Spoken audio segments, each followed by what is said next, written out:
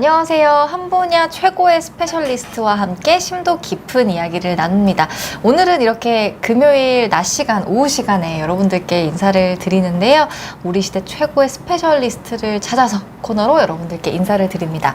저는 비욘디 정진희 PD이고요. 오늘은 정말 특별하고 좀 새로운 주제로 여러분들께 좀 인사를 드리게 되었습니다. 저도 비욘디에 이제 거의 4년 반 정도 있었는데요. 정말 새로운 좀 개념이었거든요. 그래서 좀 신기하기도 하고 좀 자세히 다뤄봤으면 좋겠다는 생각이 들었는데요. 오늘의 주제는요. 바로 여러분들 혹시 그 엄마의 뱃속, 그러니까 자궁 환경에서 나의 질병이 결정이 될 수 있다면 좀 믿으시겠습니까? 유전보다도 어쩌면 이 자궁의 환경이 더 중요하다라는 내용이 연구로 좀 많이 발표가 되면서 이 내용을 좀 소개를 해드리려고 하는데요. 이 분야의 정말 스페셜리스트, 이 분야의 전문가를 모시고 여러분들과 이야기를 나누어 보도록 하겠습니다. 오늘 모실 스페셜리스트는요. 이대 목동병원 산부인과의 김영주 교수님입니다. 교수님 안녕하세요. 네, 안녕하세요. 네, 비욘디 이렇게 처음 나와주셨는데요. 비욘디 시청자분들께 인사와 소개를 조금 부탁드리겠습니다. 네. 여러분 안녕하십니까? 저는 이화의대 산부인과 김용주입니다. 저는 30년 동안 임산부와 태아의 건강을 위해서 애를 써왔는데요. 그러면서 이제 이화의료원에서 모자보건센터장이라든지 이런 장을 맡으면서 산모들의 치료를 담당하는 아주 많은 일들을 했습니다. 특히 저희는 이제 최근에 장애친화 산부인과로 어려운 장애인들을 도와주는 그런 프로그램을 진행하는 장애친화 산부인과가 진행되고 있고요. 또한 제가 이제 조산, 조금 이따가 이야기할 태아 프로그래밍과 관련된 그런 조산, 아기를 일찍 낳는 분야의 조산센터의 센터장을 또 맡고 있습니다. 그리고 태아 프로그래밍과 관련해서 태아 알코올 증후군 이런 것들을 예방하는 그러한 연구소도 제가 설립을 해서 가지고 있습니다. 그래서 저희 이 여성 건강 또 임산부의 건강을 위해서 많은 노력들을 하고 있는 거라고 생각하시면 되겠습니다. 네, 소개를 또 자세하게 잘 해주셨는데요.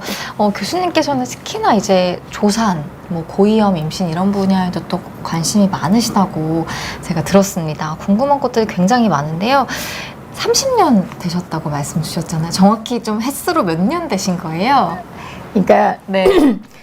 제가 전문의를 딴 게 1993년이니까요. 네네네. 네, 딱 31년 됐네요.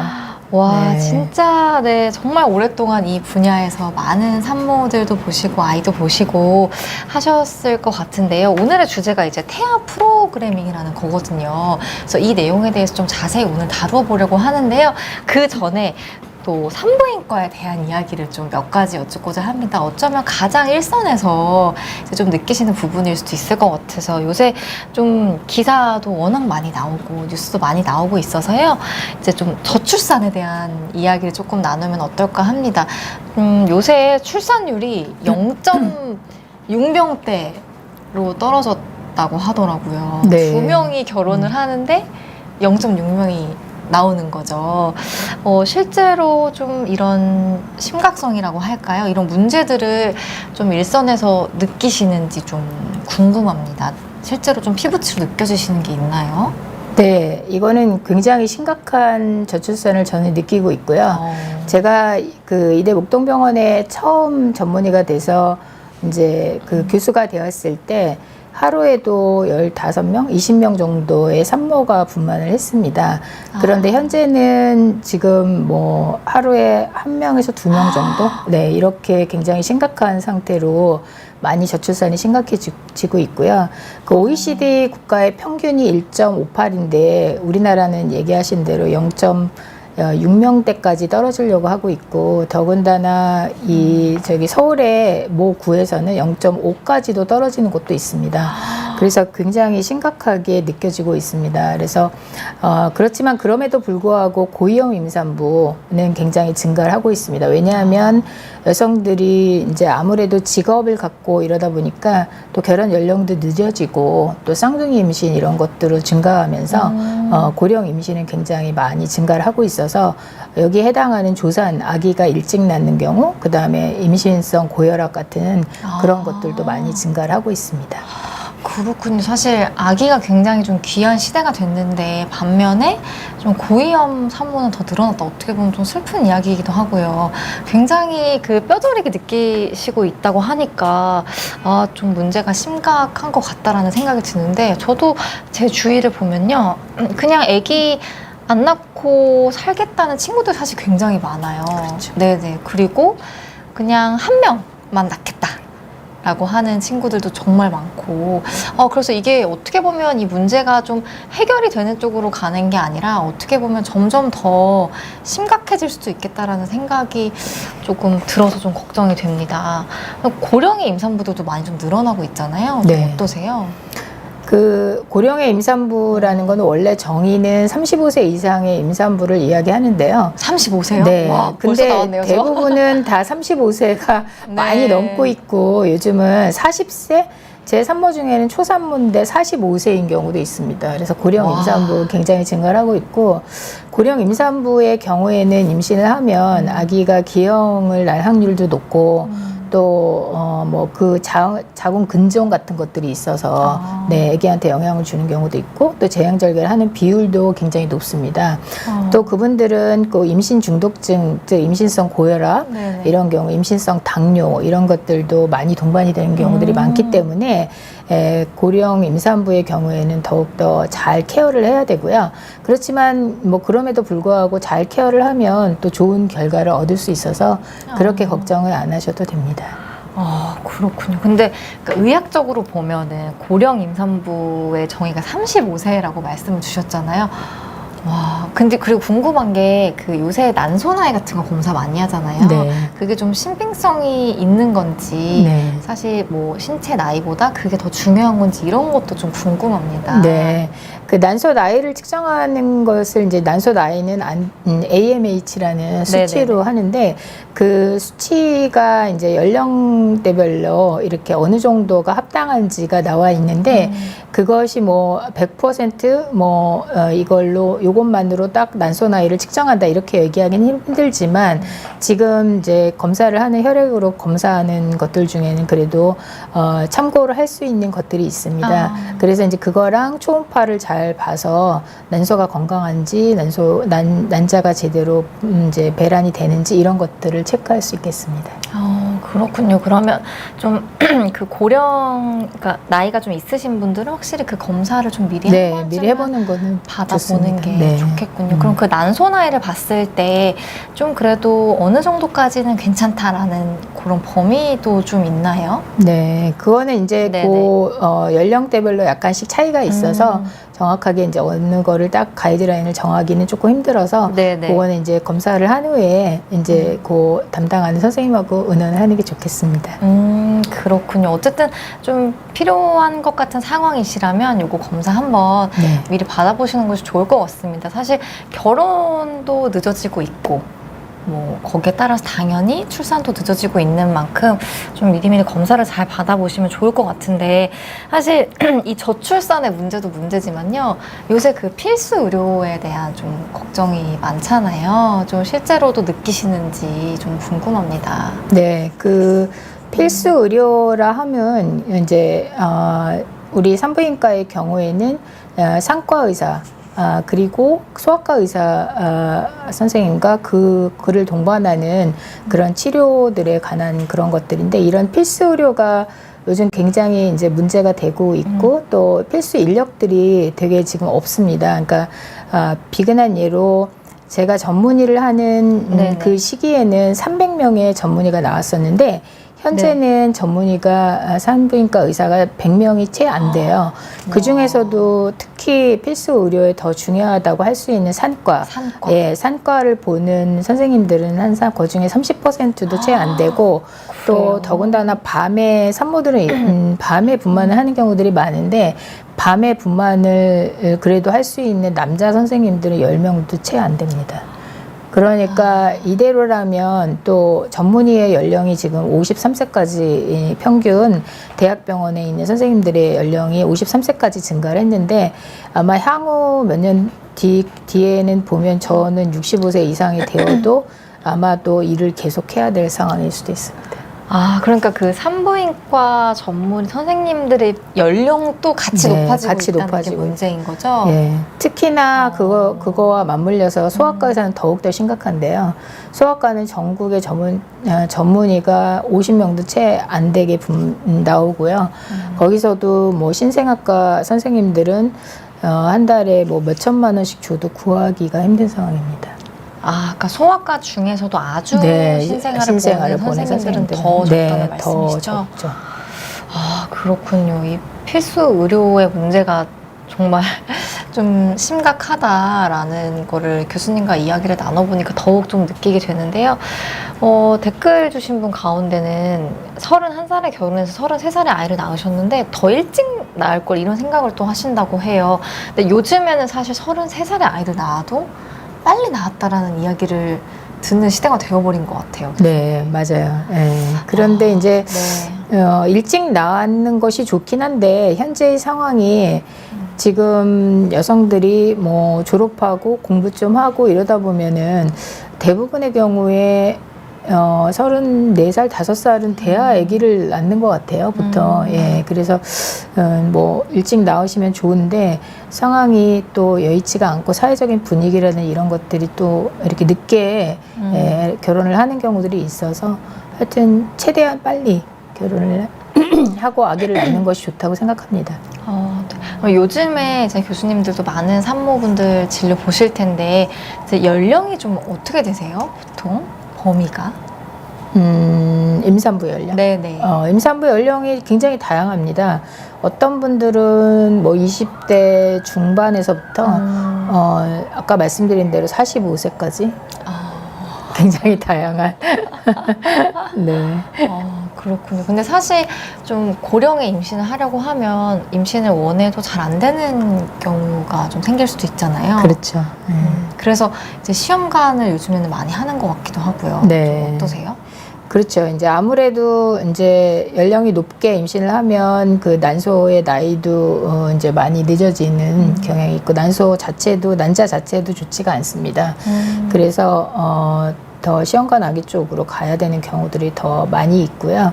그래서 이제 가능하면 연령이 낮을 때 임신을 하는 게 더욱더 건강한 아기를 낳을 수 있는 그런 기준이 되겠죠. 그렇군요. 네. 그리고 요새 또 결혼 나이가 늦어지다 보니까 냉동 난자도 많이 하잖아요. 네. 근데 막 기사를 보니까 이것도 어릴 때 얼리는 게 더 좋다 이런 것 내용들도 있더라고요. 이게 좀 맞는 이야기인지. 그렇죠. 아무래도 예, 조금이라도 나이가 젊은 게 더 젊은 경우가 더 난자가 더 퀄리티가 더 좋죠. 그렇군요. 네. 이 결심도 좀 빠르게 하셔야 된다라는 네. 말씀을 좀 주셨습니다. 네. 네. 뭐 저출산의 문제 그리고 뭐 필수 의료에 대한 이야기를 좀 나누고 있는데요. 그러면 혹시 교수님께서 좀 의견을 주시면 좋을 것 같은데 이게 어쨌든 계속 악순환이 되고 있잖아요. 네. 이거를 좀 어떻게 하면은 우리가 좀 이 상황을 극복할 수 있을지 또 좀 그러니까 산부인과 전문의의 연령이 높아진 이 악순환을 어떻게 해결을 할 수 있을까요? 굉장히 어려운 문제이긴 한데 네. 저는 좀 산부인과 의사들이 많이 지원을 할 수 있게 우선은 산부인과 소아과 선생님들이 전공의 선생님들이 되면 좀 지원을 많이 해줘야 된다고 생각을 합니다. 예, 그래서 그분들이 많이 할 수 있게 하는 게 되게 중요할 것 같고요. 또 그분들이 이제 트레이닝을 받는다고 해도 또 나가서 의료 환경이 좋지 않으면 또 산과를 하기가 어려운 상황이잖아요. 근데 네. 저희가 가장 문제가 되는 게 이제 산모를 보다 보면 어쩔 수 없이 불가항력적으로 의료 소송에 걸리는 경우들이 있습니다.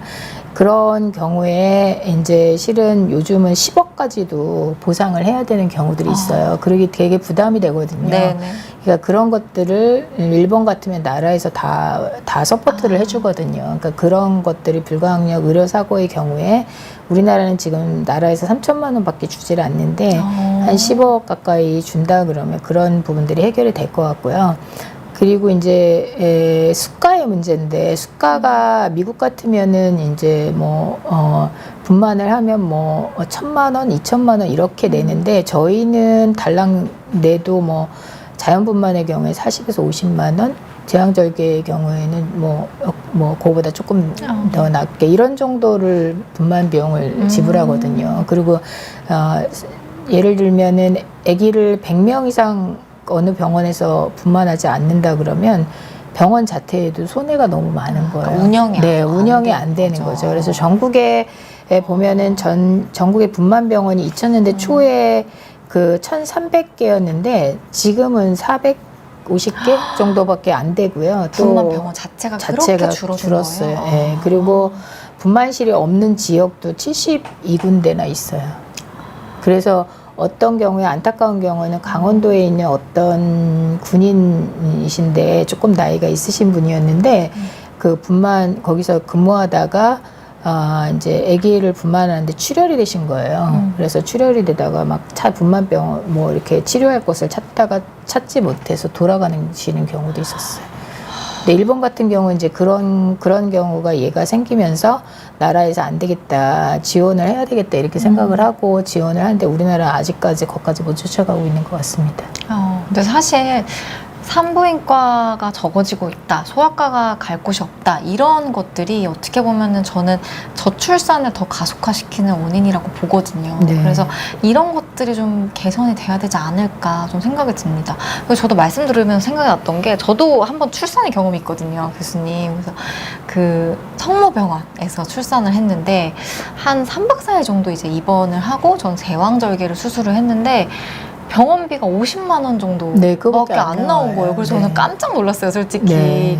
이렇게 입원도 하고, 수술도 하고, 마취도 하고, 굉장히 많은 선생님들의 도움을 받고, 이제 의사 선생님들, 간호 선생님들 도움을 받았는데, 비용이 되게 너무 적게 나와서 네. 오히려 막 걱정이 되는 거예요, 제가. 그래서 사실 이런 부분도 좀 개선이 될 필요는 좀 네. 분명히 있는 것 같습니다. 그리고 소아과의 경우에는 어떠냐면 신생아실을 우리 병원에서 20명 정도 신생아를 받는다 그러면 네네네.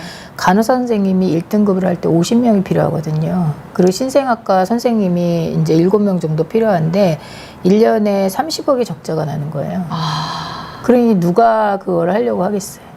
그리고 밤새 이제 이렇게 아기를 케어해야 되고 그러니까 당연히 너무 힘들죠. 병원은 병원대로 마이너스고 그 다음에 이제 신생아실 운영하는 데는 신생아실 운영하는 대로 마이너스고. 근데 사실 이렇게 규모가 있는 병원에서도 어려움을 그러니까 문을 닫는 게 느끼는데 너무 당연한 거죠. 정말 지역에 있는 병원이라든지 로컬 병원에는 정말 훨씬 더 그 장벽이 너무 높을 것 같다는 그렇죠.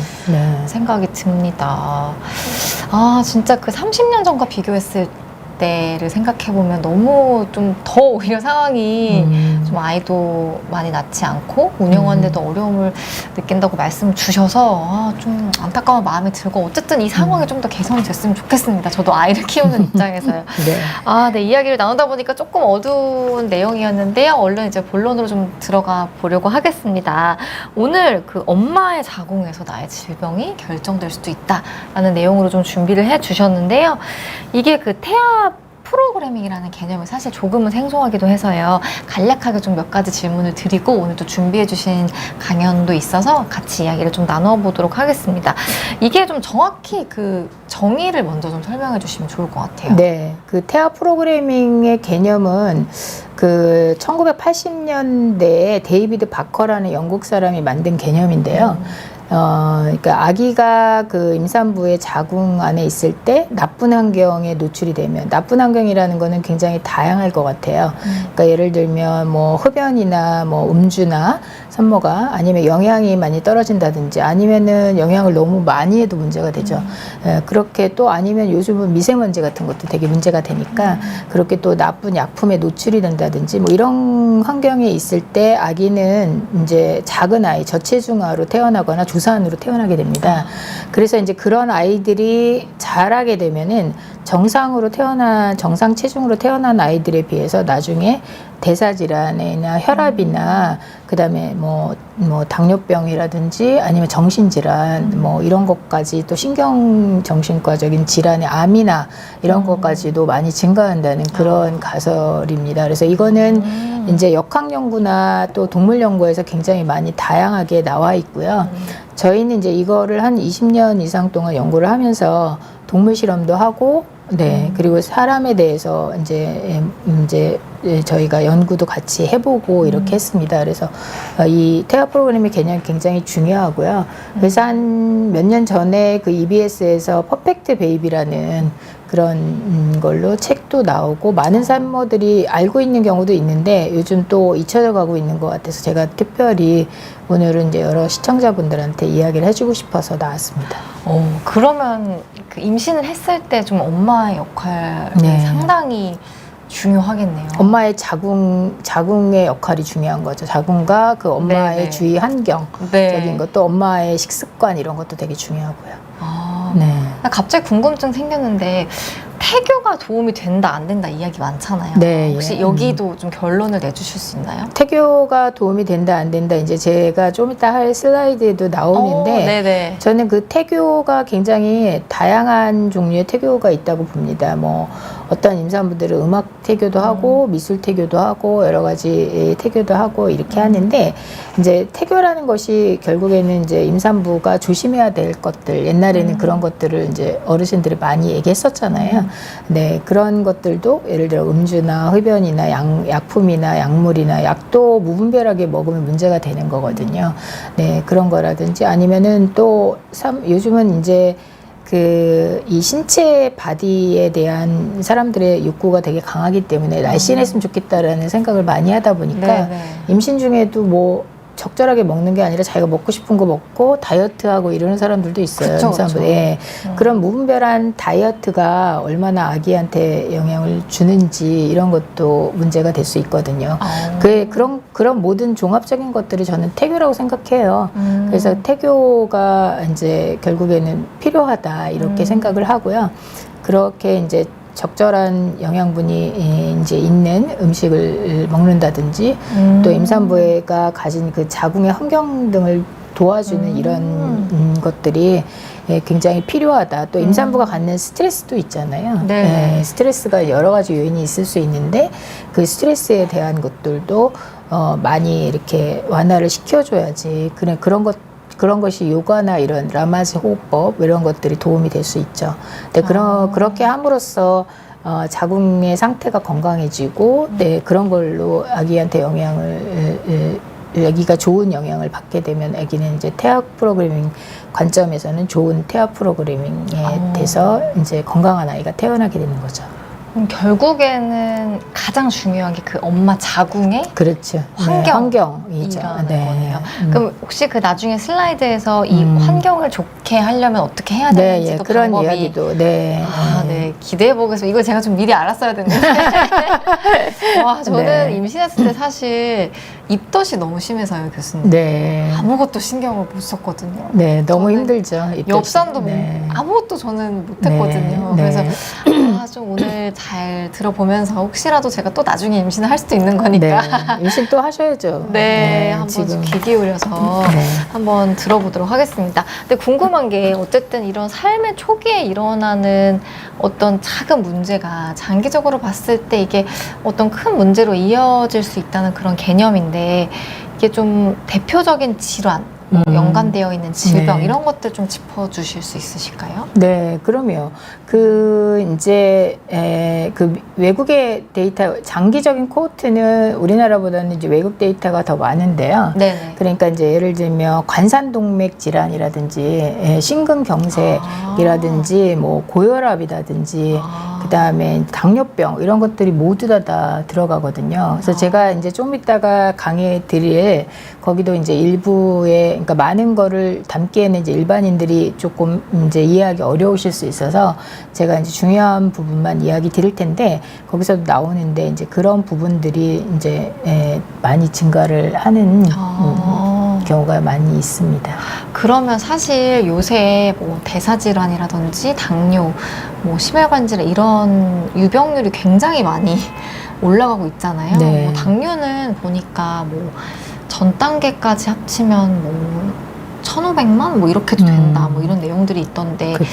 이게 사실 어떻게 보면 미리 좀 결정이 되었을 수도 있겠다라는 생각이 좀 드네요. 그렇죠. 네, 왜냐하면은 저체중아나 조산의 비율이 지금 증가를 하고 있거든요. 네. 그러니까 우리나라 전체의 저체중아의 비율이 옛날에 한 5%였는데 지금은 한 7%까지 증가를 하고 있고요. 아, 그래요? 예. 그리고 이제 조산, 아기를 일찍 낳는 경우에도 그 전에 뭐 8%였으면 지금 10%, 11%까지 증가를 하고 있어요. 근데 우리가 이제 연간 25만 명 난다 그러면 2만 5천 명 정도가 조산으로 태어나는 거예요. 저체중까지 합치면 뭐 3만 명, 3만 5천 명 정도 된다는 거죠. 그러니까는 이제 그 3만 5천 명, 예를 들어서 조산의 경우에 아기 일찍 나면 저희가 나라에서 지원해주는 비용들이 좀 있거든요. 그 NICU, NICU에 입원을 하게 되면 뭐 300만 원씩 하는 경우도 있고 그거보다 또 많이 지원해주는 경우들도 있어서 실은 이제 나라 차원에서도 이렇게 잘 아기를 이제 엄마가 건강하게 해서 아기를 조산을 낳지 않게 예방하는 거가 되게 의료 비용의 절감에도 많은 도움이 될 것 같아요. 네네. 근데 궁금한 게 사실 저체중, 조산 이게 저는 정말 남의 일이라고 생각했는데 비율이 이렇게 높은지 몰랐거든요. 네, 비율이 되게 되죠. 네. 그러면은 좀 저체중, 조산의 좀 정확한 어떤 기준이나 정의도 한번 짚어주시면 좋을 것 같은데 네. 몇 킬로부터 저체중이라고 하나요? 그러니까 저체중은 보통 이제 그 아기가 2.5kg 미만일 땐 저체중이라고 하고요. 네네. 그 다음에 저체중인 아이들은 신생아실에 입원을 할 확률이 높고 얘네들이 숨을 못 쉬는 경우들이 많아요. 그래서 이제 호흡 증후군 같은 것들이 생길 수 있기 때문에 이제 치료 비용이 더 많이 들어가죠. 그 NICU 인큐베이터에 들어갈 수 네네네. 있어서 그리고 이제 조산의 경우에는 이제 37주 전에 이제 아기를 보통 39주에서 40주에 네네. 낳는데 37주 전에 분만을 하는 경우를 조산이라고 하는데 조산 중에서도 더욱더 문제가 되는 게 이제 34주 전에 분만을 하는 경우에 그런데 34주를 기준으로 하는 이유는 34주에 그 아기의 그 폐포에서 설펙탄트라는 그 표면 활성제 그거는 네네. 이제 숨을 잘 쉬게 도와주는 거거든요. 네네. 그런 물질들이 분비되는 시기가 34주예요. 근데 이제 그거 전에 나면 우리가 이제 바깥에서 이제 여러 가지 스테로이드나 이런 걸 줘서 치료를 해서 이제 그런 것들을 도와주긴 하는데 숨을 그래도 못 쉬는 경우들이 많거든요, 아이들이. 그래서 이제 호흡기를 끼고 아이들이 오랜 시간 동안 장시간 입원을 하는 경우들이 있죠. 그래서 이제 결국에는 조산의 경우에는 그렇게 소아과에서 NICU, NICU의 서포트를 받아야 되는 경우들이 많이 있습니다. 그렇군요. 근데 요새 이 비율이 늘어나고 있다고 하니까 사실 태어나고 나서도 좀 더 관리가 필요한 경우들이 많을 것 같은데 아까 잠깐 좀 말씀 주시기는 했는데요. 그 장애치나 산부인과 네. 또 운영하고 계시다고 말씀 주셔서 네. 혹시 요거는 좀 어떤 건지도 잠깐 네. 말씀 주실 수 있을지. 그 장애치나 산부인과는 네네네. 이제 그 글자 그대로 장애인들의 산과적인 질환과 부인과 질환을 도와주는 이제 그러한 곳인데요. 산모. 예, 산모만 하는 게 네네. 아니라 이제 부인과적으로 암이나 네. 뭐 자궁 근종이라든지 종양이라든지 그래서 이제 그런 경우에 나라에서 보건복지부랑 서울시랑 네네네네. 반반씩 이제 지원을 해서 이제 우리나라에서는 서울에서는 서울대학교 다음으로 이대 묵동병원이 작년에 지정이 됐고요. 아, 네. 그 다음에 그래서 이제 최근에 저희가 여러 장애인들을 케어하는 극들과 MOU를 맺고 저희들이 그분들을 도와주고 있어요. 근데 이제 이분들이 그냥 진료를 받기가 힘들고 이제 산부인과 질환은 원래 이제 그 내진대에 올라가야 되는데 그런 것도 잘 못 올라가시잖아요. 어려움이 이제 있겠어요. 예, 그런 것들을 좀 편리하게 할 수 있게 그런 시설 같은 것도 나라에서 지원을 해서 저희가 도움을 주려고 그렇게 노력을 하고 있습니다. 네. 그렇군요. 뭐 조금 뭐 문제가 되는 경우들이 있다라는 말씀을 조금 이야기를 나누다 보니까 고래꿈님께서도 좀 질문을 주셨습니다. 40살인데 둘째 계획 중인데 이제 임신하면 기형아 확률이 클까요? 너무 고민이에요. 이런 걱정 사실 흔히 할 네, 수 맞아요. 있거든요. 네. 요새 네. 워낙에 뭐 늦게 나시는 분들도 많은데 좀 문제가 되는 경우도 뭐 조금 있다 이런 내용들이 워낙 많아서 좀 답변을 좀 부탁드리겠습니다. 제가 이제 고래의 꿈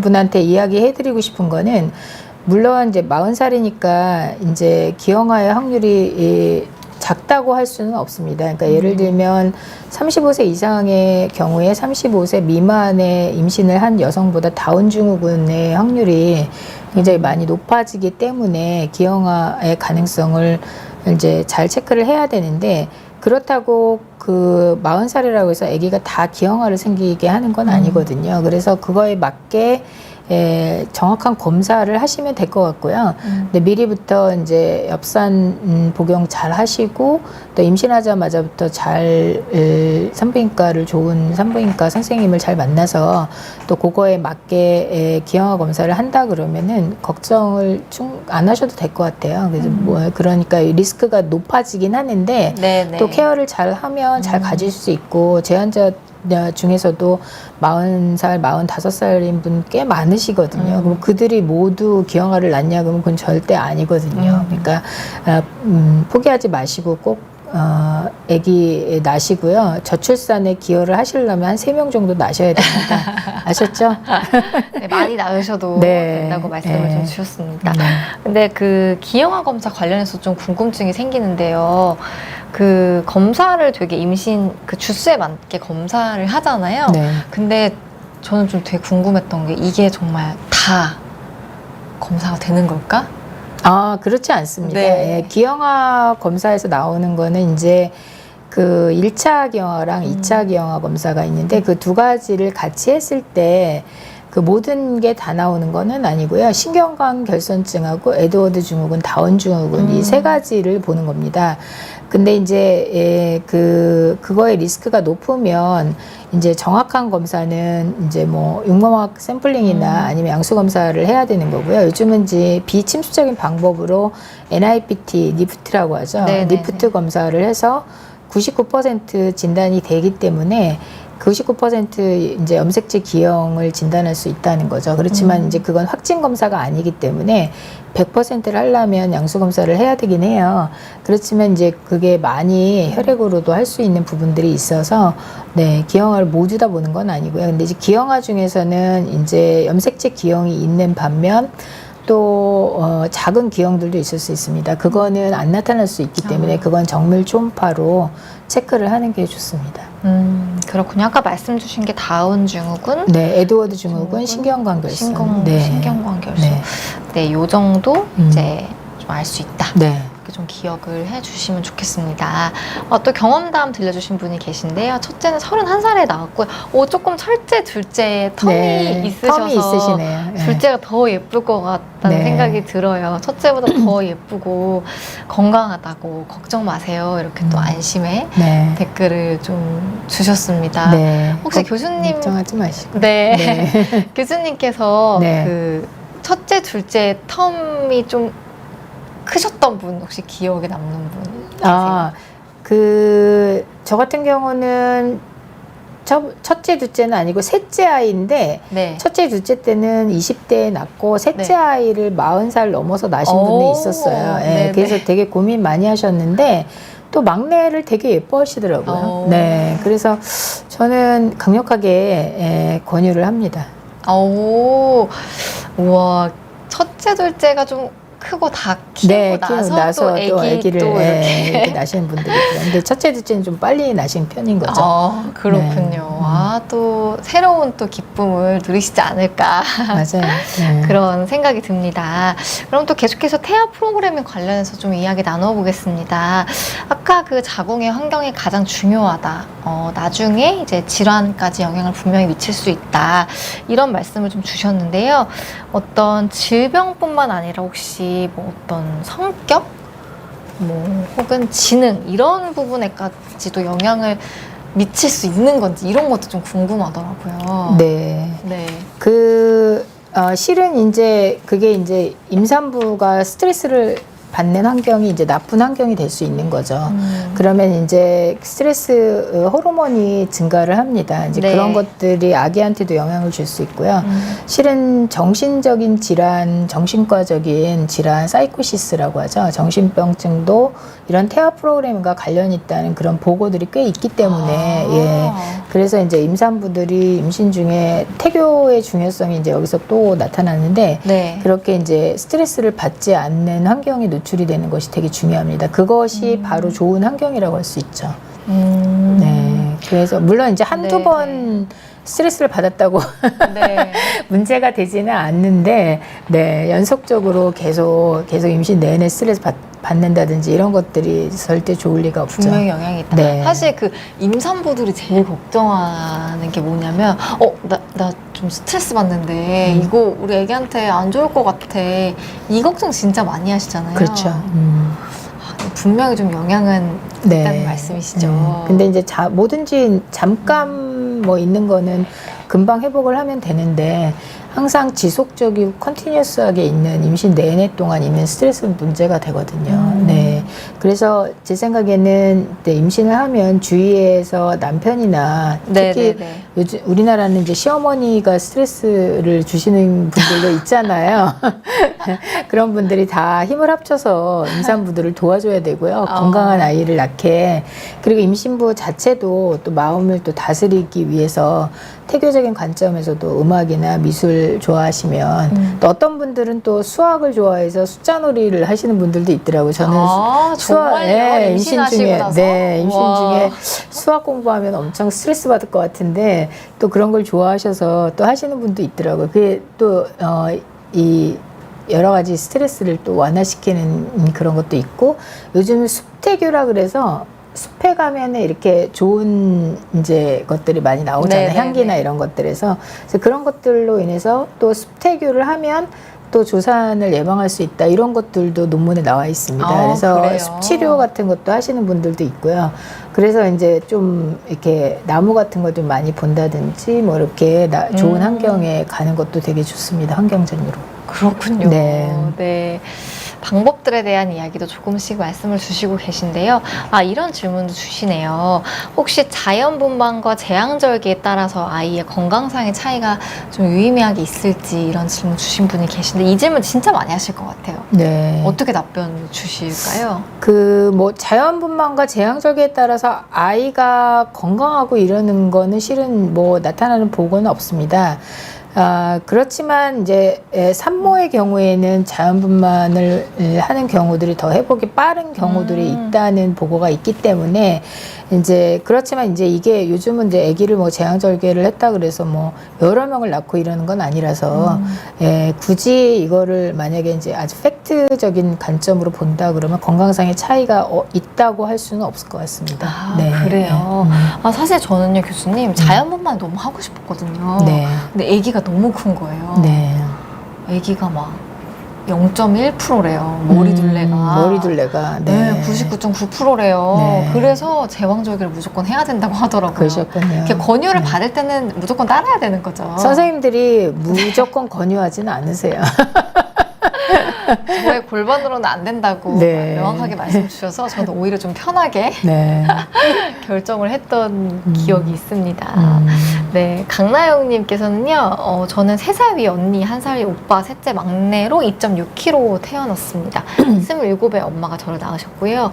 타고나길 건강 면에서 언니, 오빠보다 못한 것 같은데 혹시 출산 횟수랑 아기의 건강 상태가 좀 관련이 있을지 네. 질문을 좀 주셨네요. 제가 보기에는 출산 횟수랑은 관련이 없을 것 같고요. 아, 2.6kg로 태어났으면 크게 태어나지는 않으신 것 같아요. 아, 얘가 네. 이제 저체중 정도는 아니지만 거의 저체중에 가깝잖아요. 아, 네. 아까 네. 2.5kg라고 예, 말씀 주셨네요. 2.5kg인데 네. 이제 2.6kg도 작은 체중이거든요. 그래서 작게 태어난 게 아마 그 엄마의 환경, 그 이제 자궁의 환경, 엄마가 이제 조금 나이가 27살이면 나이도 많지 않으신데 어쨌든 나이가 많아서 나셨으면 좀 환경이 조금 떨어졌을 거는데 27세에 낳기 때문에 또 그런 것 같지는 않고요. 이제 본래 2.6kg로 태어났으면 막내가 조금 이제 영양분이 좀 부족하지 않았을까. 네, 그러다 보니까 이제 건강이 좀 약해지지 않았을까 이런 생각이 좀 드네요. 아, 근데 출산 네. 횟수랑 관련 있는 거는 아닙니다. 네. 꼭 뭐 막내라고 더 뭐 네, 약하고 뭐 그렇죠. 그런 거는 그런 건 아니다. 아닙니다. 예. 라고 말씀 주셨네요. 아까 그 저체중의 기준이 2.5kg라고 말씀 주셨는데 네. 그러면 그 NICU라고 하지요. 네. 거기에 들어가는 기준이 2.5kg가 되나요? 아니면 원래는 2.5kg가 들어가긴 네네네. 하는데 요즘은 2.5kg라도 아기가 우유를 잘 먹고 젖을 잘 먹고 잘 이렇게 별다리 문제가 없으면 NICU에 안 들어가기도 합니다. 아, 그래요? 네, 예, 이게 예. 체중에 따라서 결정되는 건 네, 아니군요. 아기의 상태에 따라서도. 네. 그러면 혹시 그 인큐베이터에 들어가는 것 자체를 좀 걱정하시는 분들도 있을 것 같아서 네. 그러면 뭐 거기에 들어가면 뭐 좀 안 좋다 뭐 이렇게 걱정하시는 분들께 혹시 어떻게 답변 주실까요? 제가 보기에는 인큐베이터에 들어가는 거를 꼭 나쁘다고 볼 필요는 없을 것 같아요. 아, 근데 이제 네네. 일반적으로는 인큐베이터 들어가는 아이들이 더 적극적인 치료를 받게 되죠. 예를 들면 뭐 저혈당이 빠진다든지 숨을 못 쉰다든지 그런 걸로 인해서 인큐베이터 들어가는 경우들이 있기 때문에 걱정을 하시는 거지. 그냥 인큐베이터에 안 들어가고 문제가 생기는 것보다는 인큐베이터에 들어가서 잘 치료를 받아서 건강하게 낫는 것이 저는 더 낫다고 보거든요. 그래서 그거를 너무 이제 뭐 상황이 어쩔 수 없어서 들어가는 거니까 네네. 너무 그렇게 생각하지 마시고 도움을 받으시는 게 좋을 것 같습니다. 네. 그리고 근데 빛나맘님께서도요 수학을 좋아하셔서 수학 문제를 푸셨다고 해요. 네. 와, 진짜 대단하십니다.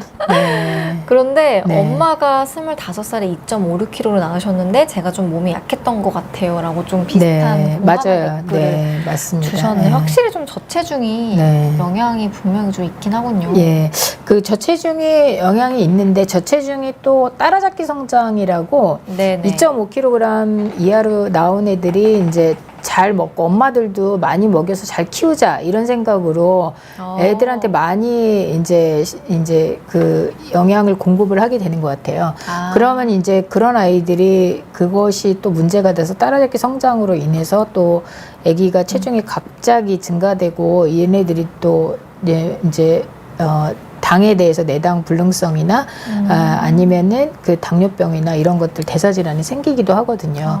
그래서 아기가 작게 태어났다 그래서 억지로 많이 먹이려고는 하지 않는 게 좋습니다. 그래서 그 그래요? 수준에 따라서 조금 천천히 이렇게 그 체중이나 키가 증가되게 해야지 얘네들 우리 아이 2.5kg 미만으로 낳았으니까 많이 먹여서 좀 이따가 4kg로 만들어야지 이렇게 생각하는 거는 좋지는 않은 것 같습니다.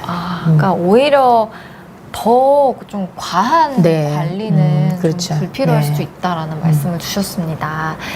그리고 또 당뇨에 대한 질문 주신 분도 있어서 이 질문 받아보고 이제 슬라이드 들어가 보면 좋을 것 같은데요. 제가 셋째 임신했을 때 임신 당뇨가 왔습니다. 15년 후에 이제 당뇨 진단을 받으셨는데 우리 아이도 당뇨병이 생길 확률이 높아지는 걸까요? 라는 질문을 좀 주셨네요. 이거는 이제 엄마가 그 임신성 당뇨가 있는 분들이 15년 후에 이제 당뇨 진단을 받은 경우에 예, 아이한테도 당뇨병은 유전적인 요인들이 꽤 있습니다. 그래서 아이도 가능성이 있습니다. 그래서 이제 아이도 관리를 미리부터 들어가는 게 좋고요. 제가 보기에는 당뇨나 고혈압은 없으면 좋지만 이거는 관리를 하면 되는 질병이거든요. 네네. 그래서 오히려 더 나쁜 암이나 이런 것보다는 물론 이제 병을 다 비교할 수는 없겠지만 그래서 이제 좀 마음이 좀 불편하시긴 하겠지만 아이를 이제 체중 관리도 잘 하시고 탄수화물 같은 것도 좀 조심해서 시키시고 또 이렇게 하시면 조금 아이가 당뇨병이 혹시라도 생겨도 관리를 할 수 있는 그게 있으니까 너무 걱정하지 마시고 확률적으로는 높습니다. 그렇군요. 확률이 조금 높기는 하다라는 네, 말씀을 좀 주셨습니다. 네, 윤희님 질문까지 받아봤고요. 그 태아 프로그래밍 관련해서 건강한 출산을 위해서 우리가 그래서 어떻게 좀 자궁을 관리해야 되고 얼마나 중요한지 슬라이드를 좀 준비해 주셨거든요. 그래서 한번 같이 보면서 이야기 듣고 질문도 받아보는 시간 갖도록 하겠습니다. 그럼 슬라이드 네, 화면 띄워주시면 감사하겠습니다. 네. 네, 여러분 이제 많은 이야기들 나눴는데 오늘은 특히 건강한 출산을 위한 태아 프로그래밍이라는 제목으로 제가 여러분과 이야기를 나눠보려고 합니다. 그 태교가 의미가 있다고 이야기하는 분도 있고 없다라고 이야기하는 분도 있습니다. 과연 태교를 한 아이가 태교를 하지 않은 아이에 비해서 더 건강할까? 이런 질문에 대한 답들은 굉장히 많은데 제가 생각하기에는 아까 앞서서 잠깐 말씀드린 것처럼 이 태교를 하는 거는 되게 필요하다고 생각합니다. 물론 아무것도 안 하는 것이 태교는 아니고 여기에는 이제 음악을 들으면서 하는 음악 태교도 있고 미술을 그리면서 하는 미술 태교도 있고 아까 얘기한 숲 태교 이런 것도 있습니다. 그래서 이 태교에는 굉장히 광범위한 것들이 들어가기는 합니다. 이 태교라는 거는 이제 본인이 예를 들어서 뭐 음주나 흡연이나 이런 거를 하고 있을 때 아니면은 복용하던 약에 대해서도 또 임산부가 가질 수 있는 먹을 수 있는 약인지 아닌지 체크를 해보는 것, 또 미세먼지가 높지 않은 곳에서 조심하는 것들, 또 방 안에 있는 환경이나 나쁜 물질 등에 노출되지 않는 그런 환경들 모두 다 태교에 들어간다고 생각을 합니다. 그래서 태교는 의미가 있다고 보고요. 태교를 한 아기가 더 건강하다고 저는 생각을 합니다. 그래서 선생님, 여러분들이 임산부들이 또 임신을 하면 이제 처음에는 임신 전 3개월부터 엽산을 먹기 시작해야 합니다. 그래서 그런 이제 엽산을 보충하는 것도 하나의 영양적인 관점이나 여러 가지 기형을 예방하는 관점에서도 또 필요한 그런 부분들이라고 생각하고요. 그래서 태교를 한 아이가 더 건강하다고 저는 생각을 합니다. 저희가 그 EBS에서 한 몇 년 전에 태아 프로그래밍을 이제 요거를 이제 몇 부를 찍은 적이 있어서 저희가 그동안 했던 저희 병원에서 태아 프로그래밍과 관련해서 동물 실험도 하고 또 사람 이제 아이에 대한 연구도 시행을 했기 때문에 그런 부분에 대해서 이야기를 잠깐 나누도록 하겠습니다. 1944년에서 45년에 그 네덜란드에 굉장한 기근이 온 적이 있습니다. 이때는 여러분이 기억하시는지 모르겠는데 2차 세계대전이 진행되는 시기였어요. 그래서 많은 나라에서 굉장히 배고픔을 경험을 했습니다. 심지어 어떤 곳에는 먹을 것이 없어서 이렇게 사람들이 먹을 것을 줍고 그거를 먹기도 하고 이랬습니다. 그때 태어난 아이들은 굉장히 작게 태어났습니다. 임산부들도 역시 영양이 굉장히 부족한 상태에서 우리나라 아프리카 애들이 정말 깡말랐는데 배만 통통하게 나온 것처럼 이런 아이들이 태어났죠.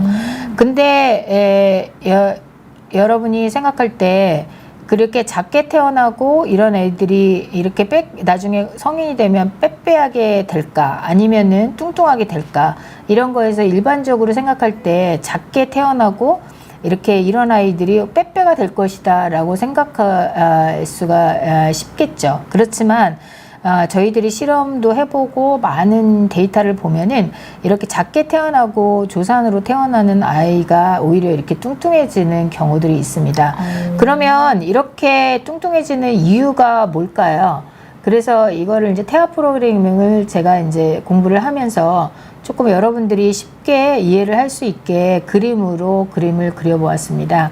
그래서 아까 말씀드린 대로 적정한 외부 환경과 좋은 외부의 자극들을 있으면 그 양호한 자궁 내 환경이 있게 되고 태아는 스트레스가 없이 성장을 하게 됩니다. 그래서 이때는 그 좋은 피탈 프로그래밍 환경이라고 생각할 수 있겠죠. 태아는 이제 자궁에 엄마의 자궁 안의 양수 속에서 이제 여러 가지 반응을 하면서 태아의 장기랑 그런 기관들이 형성되고 성숙되는 시기에 그 어떻게 반응을 할까 이런 양상들을 결정을 합니다. 그래서 좋은 환경에 노출이 된 그런 태아 스트레스가 없이 성장한 아이는 굿 피탈 프로그래밍을 겪게 되고 정상 신생아가 되면서 건강한 성인이 됩니다. 그런데 열악한 외부 환경, 예를 들면 엄마가 뭐 스트레스가 너무 많다든지 계속되는 스트레스 얘기하는 거죠. 그 다음에 뭐 음주나 미세먼지들도 그런 것도에 해당하고 약물 복용, 그다음 요새 마리오나 같은 것도 많이 하는 경우들도 있는데 그런 나쁜 환경에 노출이 되면 열악한 자궁 내 환경이 되는 거죠. 영양분도 여기에 들어가게 됩니다. 영양분이라는 것이 지금 같은 상황에서 누가 영양이 부족하냐 이렇게 생각하는데 영양분이라는 거는 골고루 먹어야 좋은 겁니다. 그러니까 예를 들면 자기가 먹고 싶은 것만 먹고 배고프다 그래서 맛있는 것만 먹고 그다음 단백질 같은 거는 아기한테 되게 필요한데 먹지 않는다 이러면 이건 나쁜 환경이거든요. 그러면 이땐 경우에는 열악한 자궁 내 환경이 되고 이때는 태아는 많은 스트레스에 노출이 되면서 성장이 억제가 됩니다. 그래서 이때 여러 가지 이제 이럴 때는 자궁 내 성장이 장애가 되고 이때는 아까 얘기한 대로 저체중아나 조산아나 이렇게 태어나게 되는데 이것은 배드 피탈 프로그래밍, 나쁜 태아 프로그래밍의 관점으로 생각을 하시면 되고 이때는 아까는 건강한 사람이 태어났는데 이렇게 뚱뚱한 건강하지 않은 그런 성인이 태어나게 됩니다. 그래서 이렇게 태아 프로그래밍을 여러분이 이해를 하실 때 이 그림을 기억을 해두시면 되겠습니다. 그래서 자궁 내에 이 태아가 반응하는 이런 성인 질환이 여기에 대사질환도 들어가고 임신성 고혈압, 당뇨 이런 것들이 대사질환 모두 이렇게 들어가는데 여기에 개인의 민감도가 결정이 되는 거죠. 제가 이제 2011년도에 조선일보, 제가 이제 조선일보를 잘 보는데 조선일보에 이런 기사가 났습니다. 다이어트가 심하게 한 임산부가 비만이 된다. 그래서 다이어트 심하게 한 임산부의 아이가 비만이 된다는 거죠. 엄마는 날씬한데 아기는 뚱뚱하다는 거예요. 그래서 이거를 역설적인 내용이에요. 예, 역설적인 내용이고 날씬한 엄마와 비만 아이의 패러독스라 그래서 이때부터 제가 이제 그 태아 프로그래밍에 대해서 더욱더 공부를 하게 되었고요. 이것은 아까 말씀드린 대로 2차 세계대전이 지나가면서 네덜란드 대기군이 찾아왔거든요. 그래서 네덜란드 사람들은 독일군도 식량이 부족해서 네덜란드 사람을 챙길 수가 없었고 그때 태어난 아이들이 유독 그 굶주린 엄마한테 태어난 아이가 저체중으로 태어났고 태어나서 이 아이들이 크면서 정크푸드 예를 들면은 그런 것들을 먹게 되면서 뭐 피자, 햄버거를 먹게 되면서 유독 비만아가 많았습니다.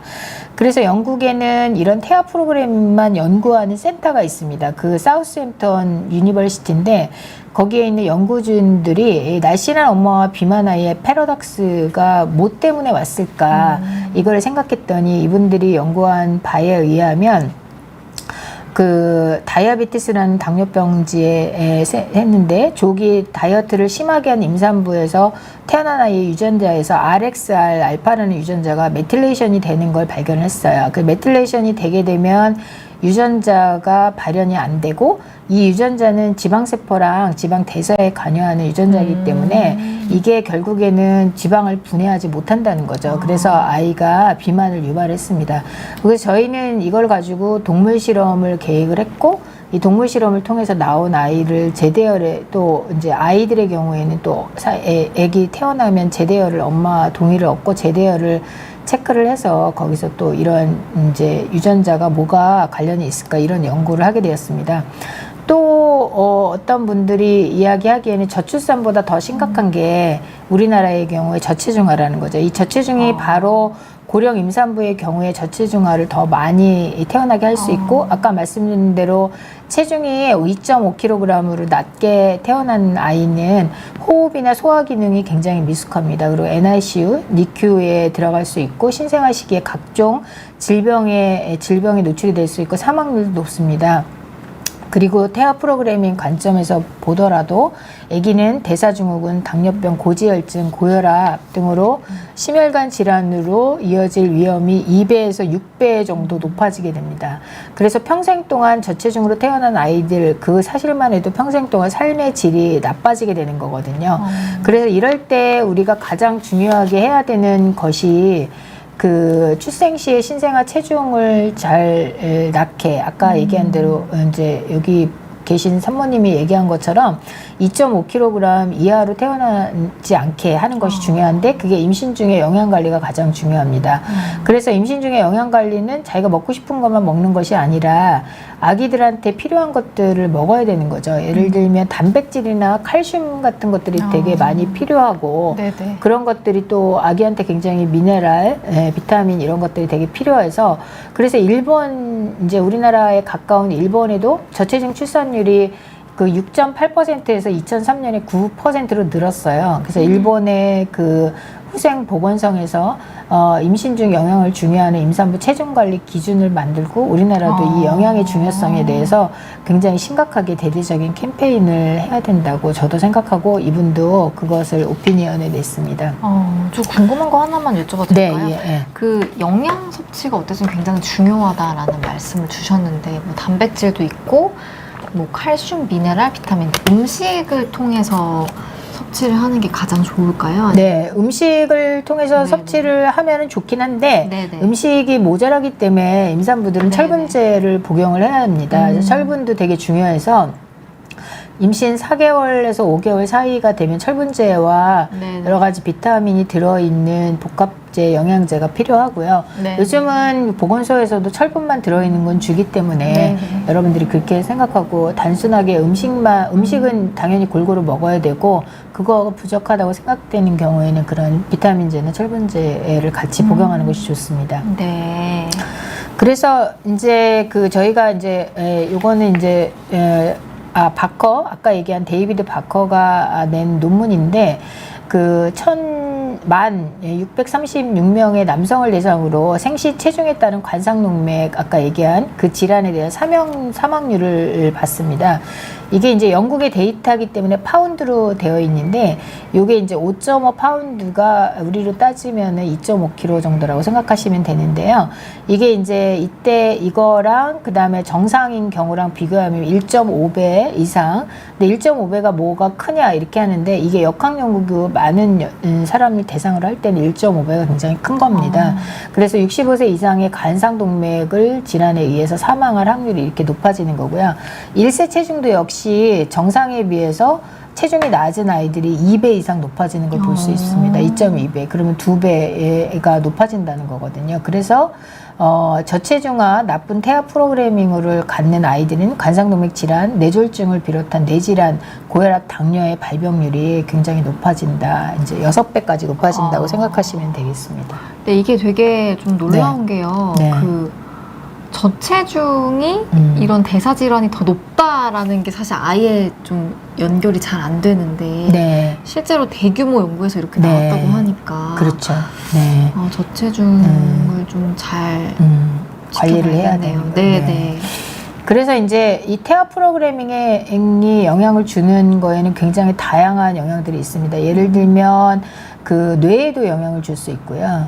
그 다음에 이 면역계통, 그 다음 폐, 그 다음에 뭐 혈관, 그 다음에 이런 지방세포, 그 다음에 판크리아스라고 이자에 해당한 췌장에 해당하는 거, 예, 그 다음에 신장 이런 거에도 굉장히 영향을 줘서, 이렇게 프로그래밍이 나쁘게 됐을 때 여기 보시면 폐 폐가 이제 제대로 숨을 못 쉬는 경우도 있고, 식욕이 너무 증진돼서 뚱뚱보가 되는 경우 있고, 태반 상태도, 그리고 뇌도 뉴로 디제너레이션이라고 그래서 그 신경 세포들이 약화가 되는 경우가 있어요. 그러니까 뇌 알츠하이머 같은 것도 이 태아 프로그래밍과 관련이 있습니다.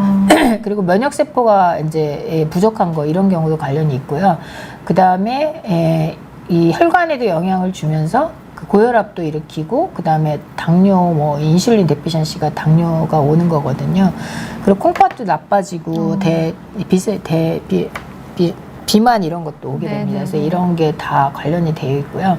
그래서 이제 저희가 태아 프로그래밍 확인을 위한 동물 모델을 이제 만들어서, 그래서 임신한 쥐의 경우에 이제 사료를 정상으로 공급하고 사료를 절반만 공급을 했습니다. 쥐한테. 그렇게 했더니 이때 태어난 아이의 경우에 어미쥐한테 이제 반만 먹인 경우, 굉장히 반을 먹였으니까 되게 엄마가 힘들었겠죠. 네. 그러니까 이제 새끼쥐 태어났더니 평균 체중이 정상인 경우에는 12.9g이었는데 절반만 엄마한테 줬더니 9.7로 태어난 거예요. 그래서 인위적으로 이런 아이들을 저체중아를 만든 거죠. 네. 그래서 이제 출생 후 3개월 정도인데 3개월 정도면 이런 아이들이 이제 조그만 청년기 조금 그런 정도로 보시면 되는데, 이 청년기로 갔더니 정상 체중으로 태어나는 요런데 이 저체중으로 태어난 아이가 더 뚱뚱하죠. 저 신기하네요. 네, 뚱뚱해지고 체중을 재봤어요. 그랬더니 97g. 근데 여기는 115g. 거꾸로 됐어요. 네, 완전히 거꾸로 됐죠. 실험에서 네. 딱 나타났습니다. 그래서 얘네들의 콜레스테롤을 쟀거든요. 그래 콜레스테롤을 쟀더니 정상으로 태어나서 나온 아이가 자라서 이제 3개월쯤 됐을 때 이제 혈액을 채취해서 봤더니 저체중이 1.3배, 콜레스테롤이. 그다음에 중성 지방은 1.5배. 그리고 내장 지방은 2배. 2배요. 네, 그래서 이제 이런 아이들을 제가 해부를 했더니 그 안에 해부를 했더니 그 몸 안에서 그 흰색 지방 덩어리가 막 네네. 나오는 거예요. 그래서 깜짝 놀랐습니다. 이야. 네, 그래서 이제 거기에 들어가는 기전을 우리가 아까 메틸레이션 얘기를 했는데 네네. 그게 후성 유전인데 유전보다 한 단계 높은 단계거든요.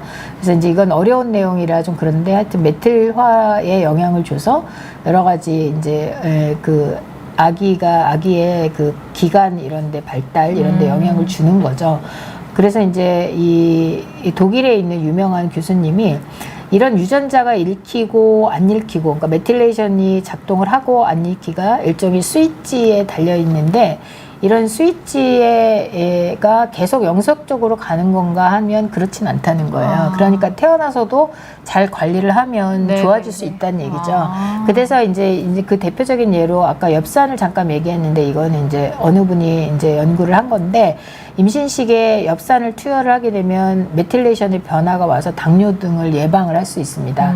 그래서 걱정 안 하셔도 되고요. 교수님 네, 긴장하시네요. 제가 얼굴이 옛날보다 지금이 더 예쁘죠? 네, 지금 네, 이게 이제 한 6년, 5, 6년 정도 전인데, 네. 과거에 임신을 했을 때 태아에게 해로운 영향을 끼쳤다고, 이게 이제 저체중으로 태어난 아이에 대한 이야기인데, 그래도 자책을 안 해도 되고요.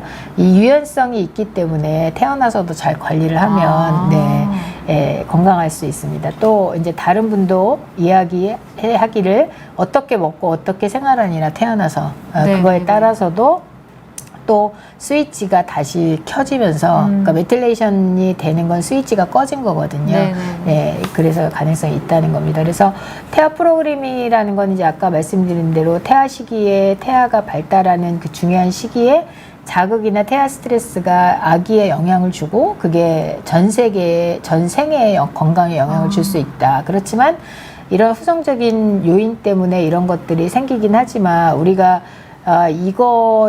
이거를 너무 심각하게 생각을 안 해도 되는 게, 태어나서도 관리를 잘 하면, 그리고 영양이라든지 아니면 환경 같은 걸 잘 하면 또 건강하게 살 수 있고, 아까 얘기한 그런 대사질환 이런 것도 예방을 할 수 있기 때문에, 근데 임신한 자궁에서 오는 이런 나쁜 영향들을 크게 걱정을 하지 않으셔도 되는데, 그래도 임신 중에도 되게 조심을 해야 되고, 태교의 중요성이 여기 있다고 봐야 되겠죠. 그래서 영양이나 또 여러 가지, 또 아까 얘기한 대로 가능하면 조금 일찍 아기를 갖는 게 난자의 상태나 기형을 예방하는 데도 도움이 되지만 뭐 현재 상황이 너무 지금 우리나라가 이제 그렇지 못하긴 합니다. 그렇지만 이런 태아 프로그램 관점에서도 보면은 조금 일찍 좋은 난자로 임신하는 것이 좋겠고, 그때 그 환경들도 적절한 영양 관리, 스트레스 관리, 또 여러 가지 태교와 관련된 그런 것들을 잘 하시는 게 되게 건강한 아기를 출산하는 데 도움이 많이 될 것 같습니다.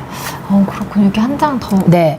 그래서 나쁜 태아 프로그래밍을 방지하려면 이제 태아 프로그래밍이 개념이 어떤 거고, 이제 퍼펙트 베이비라는 그 EBS에서 나온 책이 굉장히 두껍긴 한데 여러분한테 도움이 많이 되는 것들이 실려 있을 거예요.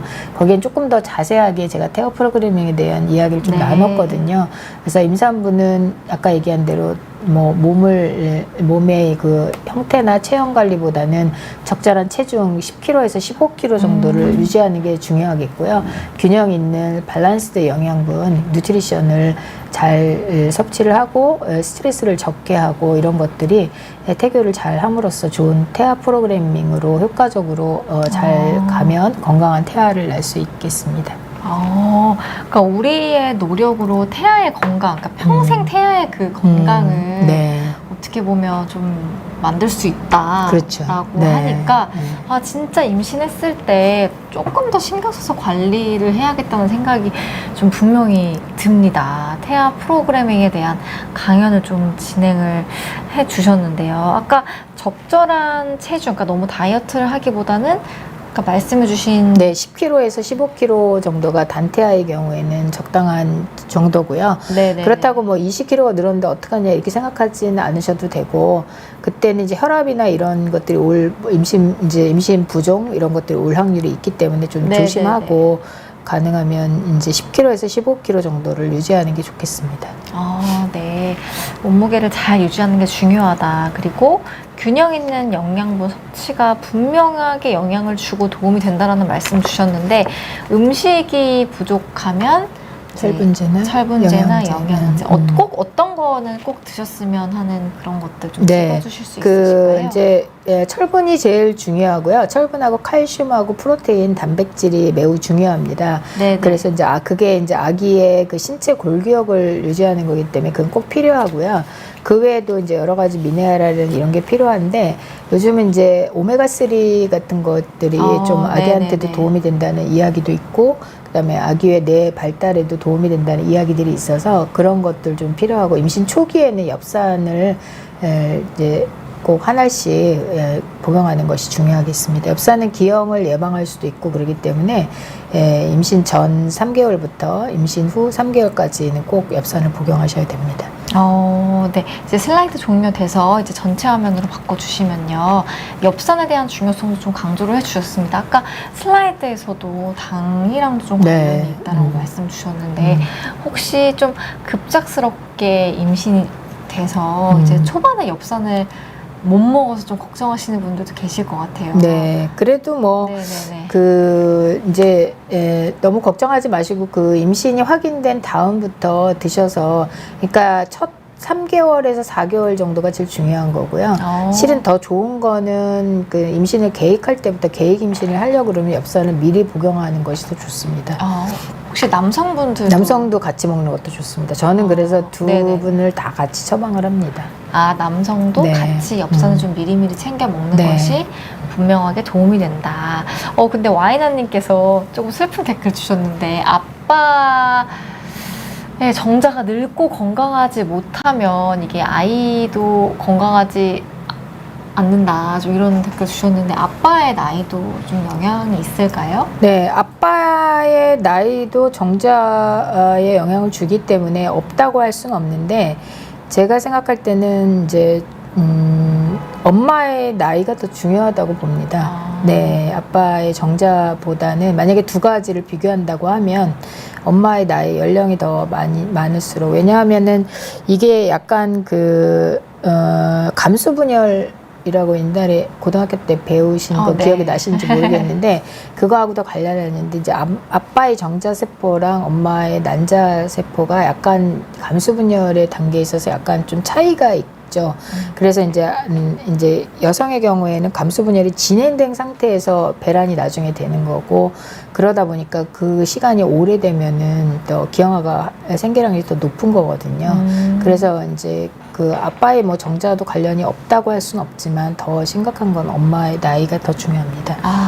그렇군요. 엄마의 나이가 중요하다. 좀 임신을 만약에 생각하고 계신 분들이라면 가급적 빨리 하는 게 분명하게 도움이 된다라는 말씀을 좀 주셨습니다. 질문 조금 더 받고요. 내용 이어가 보도록 하겠습니다. 영양제일님께서는요, 임신을 준비하고 있는데 생각처럼 잘 되지 않아서 좀 속이 상하신다고, 생리통이 좀 있고 자궁내막증이 있기는 하지만 생리도 규칙적이고 이제 산부인과에서도 남포도 잘 자라고 내막도 좋은 편이고 배란도 잘 된다고 했거든요. 그런데 왜 임신이 안 될까요? 자궁내막증 때문일까요? 그렇다면 어떻게 좀 준비를 해야 할까요? 라는 좀 장문의 질문을 주셨습니다. 네, 이 굉장히 복합적인 얘기인데 이제 제가 한마디로 얘기하기는 되게 어려운데요. 그러니까 이제 첫 번째는 이제 임신을 준비를 하고 있는데, 예를 들면 이제 뭐 연령 같은 것도 되게 중요할 것 같고요. 근데 생리통이 있고 자궁 내막증이 있다 그랬으니까 실은 자궁 내막증이 어느 정도인지에 따라서 또 그 아기가 잘 생기는지 안 생기는지 이런 것도 관련성이 있을 수 있거든요. 만약에 이제 자궁 내막증이 이제 그냥 그 뭐 CA125나 이런 표지자 검사만으로 알 수 있는 거는 또 100% 알 수 있는 건 또 아니기 때문에, 제 생각에는 그만약에 그렇다 그러면 내시경 같은 걸 한번 해서 자궁내막증이 어느 정도 있는지를 이제 치료를 할 수 있는 방법들이 있으니까 그렇게 하시는 것도 도움이 될 것 같고, 또 어떤 분들은 이제 보면은 준비는 하고는 있다 그러는데 성관계를 또 자주 하는 것이 또 중요한데 성관계를 안 하면서 또 준비만 자주 하고 있는 분들도 있거든요. 그래서 뭐가 문제인지가 제일 잘 보는 게 되게 중요할 것 같은데, 생리도 규칙적이고 산부인과에서 남포도 잘 자라고 내막도 좋다고 했으면, 배란도 잘 됐으면, 제 생각에는 1년 정도 해보시고 정 안 되면 이제 시험관하기 하시는 것도 필요한데, 또 하나의 클루는 정자가 안 좋은 경우들도 있거든요. 그래서 정자, 남편도 이거 체크를 해야 될 것 같습니다. 그래서 그런 부분도 체크를 해보시는 게 도움이 될 것 같습니다. 네. 근데 요새 제 주위에도 임신을 준비하고 있는데 이유를 잘 모르겠는데 임신이 안 된다라고 이야기하는 지인들이 있거든요. 네. 이게 좀 원인을 잘 알 수 없는 경우도 꽤 많은가 봐요. 예. 근데 제 생각에는 그 원인을 자세하게 들여다보면 원인이 있습니다. 아, 그래요? 네. 근데 이제 본인들은 뭐 열심히 한다고 하는데, 그 시험 볼 때 성적이 나쁜 사람들이 열심히 공부하는데 왜 안 되는지 모르겠다라는 거랑 비슷한 경우일 수도 있거든요. 그러니까 네네. 중요한데 이거를 본인은 이제 열심히 노력한다고 하는데, 그래서 얼마나 성관계를 하는데요? 그랬더니 한 달에 한 번씩 합니다. 뭐 이런 사람들도 있어요. 그러니까 그 빠진 부분이 분명히 있을 겁니다. 그래서 그거 너무 그렇게 생각하지 마시고 이제 선생님하고 상담을 하면서 조금 뭐가 문제인지에 대해서 조금 잘 체크를 해보면 좋을 것 같고요. 또 한 경우에는 지금 이제 좀 아까 질문하신 분의 경우에는 이제 해당이 되는지 모르겠는데, 나팔관 같은 게 또 나쁜 경우들도 있거든요. 그래서 나팔관도 체크를, 이제 배란 같은 건 잘 되지만 또 네네네. 나팔관이 막혀 있으면 또 임신이 잘 안 될 수도 있거든요. 그러니까 그런 나팔관 검사 이런 것도 좀 하시면 도움이 되지 않을까 합니다. 아까 그 검사에 대한 이야기도 잠깐 말씀을 주셨는데 자궁도 내시경을 할 수가 있나요? 자궁도 내시경을 할 수 있고요. 그다음 복강경을 해서 이제 여러 가지 자궁 내막증이 있는지 확인도 할 수 있죠. 네. 그렇군요. 네.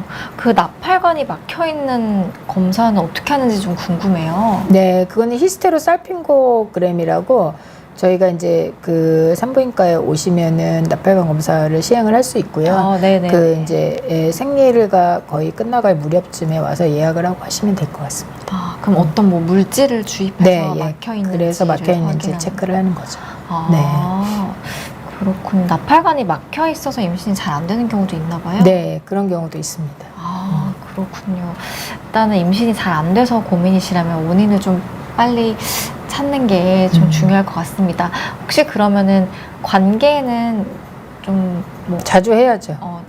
좀 권고하시는 그런 그거는 뭐 배란 병원 근처에는 적어도 이틀에 한 번씩은 해야 된다고 봅니다. 네. 그렇군요. 횟수도 네, 분명히 횟수도 좀 중요하죠. 중요하다. 횟수가 되게 중요하다고 봅니다. 다른 게 다 문제가 없을 때는. 네.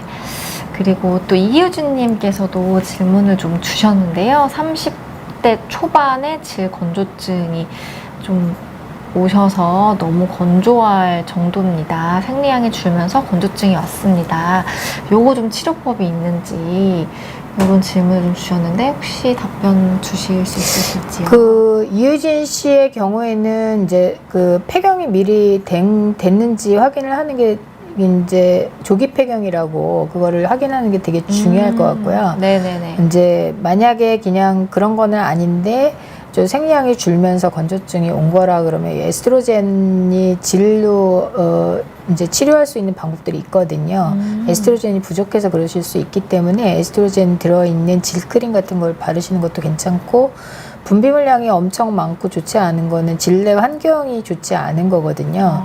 그래서 이제 생량도 많았는데 분비물 양이 감소했군요. 생리도 줄었기 때문에 이제 제가 보기에는 질 건조증에 대한 치료를 에스트로겐으로 하면 좋은데, 그게 이제 에스트로겐이 들어있는 이제 질 크림 같은 거 나와 있거든요. 근데 그런 것들을 좀 사용하시는 게 좋을 것 같고, 근데 조기 폐경이 오신 건지를 확인을 하는 게 좋을 것 같습니다. 아, 그렇군요. 아직 나이가 좀 젊으셔가지고. 네, 나이가 30대 초반인데, 그죠? 네, 그렇군요. 네, 조기 폐경을 한번 꼭 확인해 보시라고 네. 좀 말씀을 주셨습니다. 근데 그 호르몬 에스트로겐 크림 말씀 주셨는데 이게 뭐 호르몬 먹는 거 말고도 이렇게 크림 네, 질크림으로 되어 있는 게 있습니다.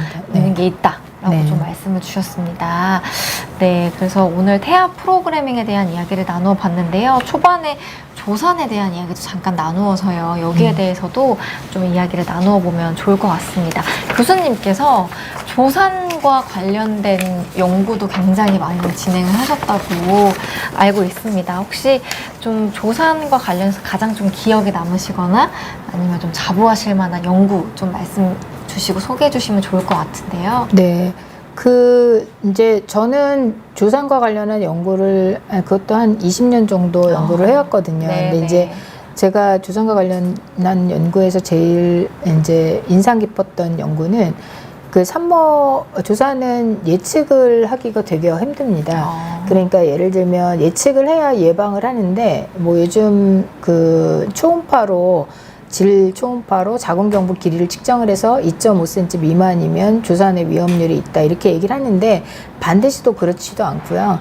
그 다음에 이제 조산을 아기를 낳은 적이 있는 분이 또 조산의 위험도가 높다, 이런 것들이 있기는 합니다. 그렇지만 그것이 결국에 민감도가 굉장히 낮고, 그것이 양성이라고 할지라도 반드시 조산으로 아기를 낳는 건 아니고, 아까 얘기한 대로 조산을 미리 예측할 수 있으면 예방을 하면 되기 때문에 되게 우리나라의 경우에도 되게 필요한 검사라고 생각을 해서, 저는 이제 산모의 질 분비물을 가지고 거기서 그 마이크로바이옴 연구를 시행했거든요. 그래서 마이크로바이옴 연구에서 그 감염과 관련된 여러 가지 균주를 발견을 해서 그것이 이제 있고 없고를 따져서 인공지능 기법으로 그거를 이제 박테리얼 리스크 스코어링을 했습니다. 그래서 그 스코어링이 이제 높은 경우에는 조산의 위험도가 높다, 이렇게 한 연구가 되게 인상 깊고요.